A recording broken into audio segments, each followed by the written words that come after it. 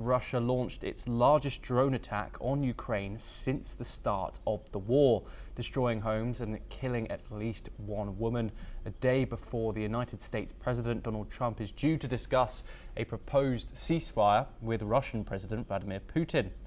Ukraine's Air Force said Russia launched 273 drones at Ukrainian cities. Ukraine's military intelligence also said that Russia planned to conduct a training and combat launch of an intercontinental ballistic missile to intimidate Ukraine and the West as ceasefire talks continue.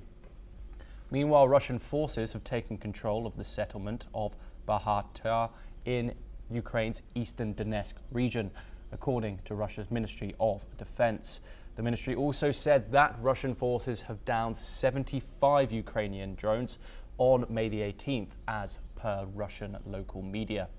The office of the UK Prime Minister Keir Starmer has stated that the leaders of France, Germany, Italy and the United Kingdom again pressed the need for sanctions against Russia in a call with Trump before his telephone summit with Putin today.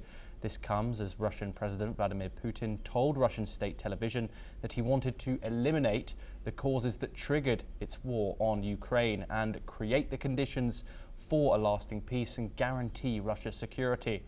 2 days after the first direct talks with Kiev since 2022 failed to produce a ceasefire deal. Here's what he said.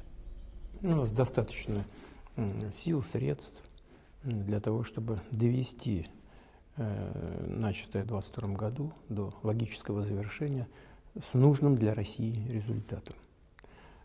А этот результат – это устранение причин, которые вызвали этот кризис, создание условий для долгосрочного устойчивого мира и обеспечение безопасности российского государства, обеспечение интересов наших людей на тех территориях, о которых мы всегда говорим.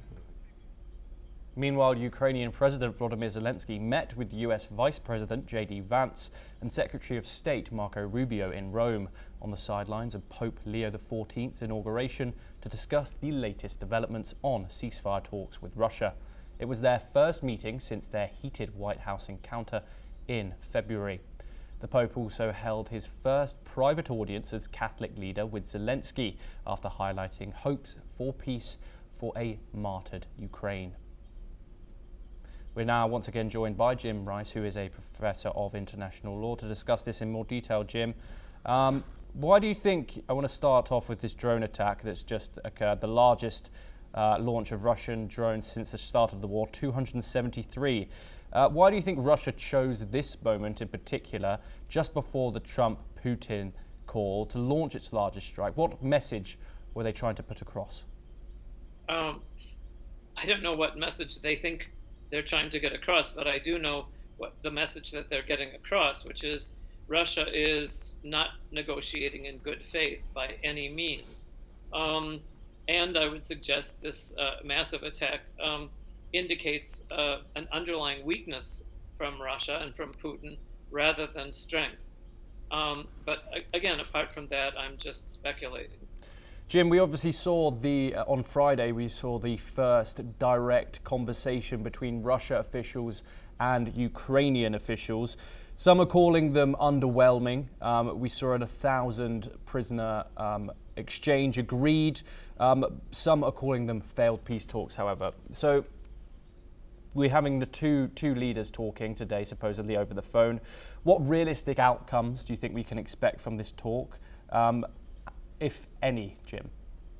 Well, it seems obvious, I think, and it should seem obvious to most people, that a conversation between Trump and Putin is pretty much meaningless if it doesn't include President Zelensky and the Ukrainian side.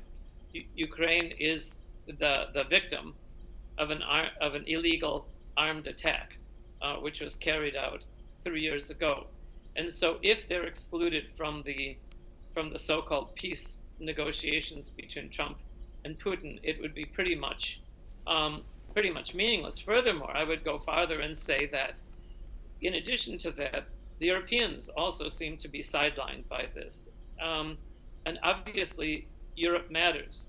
The British, the French, the Germans, the Polish, all of the NATO partners need to be engaged in this, need to be consulted. So a conversation, a bilateral conversation between Trump and Putin is delusional, I would say. Jim, and finally, do you think Zelensky or Putin have genuine incentive to agree to a ceasefire at this stage? I'd like you to analyse both leaders, if that's okay.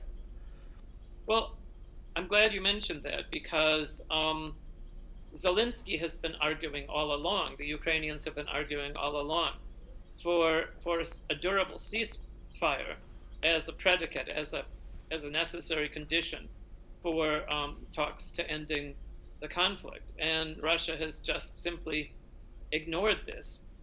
Furthermore, every time Russia seems to be engaged in this conversation, they bring up, which you already mentioned, the root causes or the underlying causes of the conflict. And that is basically a code word for Russians' demand that Ukraine be erased from the map. These are the maximalist conditions that Putin has always put out there, which are Ukraine be disarmed, Ukraine could never be a part of NATO, that there be regime change, that Zelensky is ousted, and that a pro-Russia or Russia-friendly regime be placed into Ukraine over the wishes of the Ukrainian people. So as long as they're talking about the underlying causes of the conflict, we all know that Putin is arguing in bad faith. Jim Rice, thank you very much for joining us on the programme. Pleasure to talk to you as always. We now move on.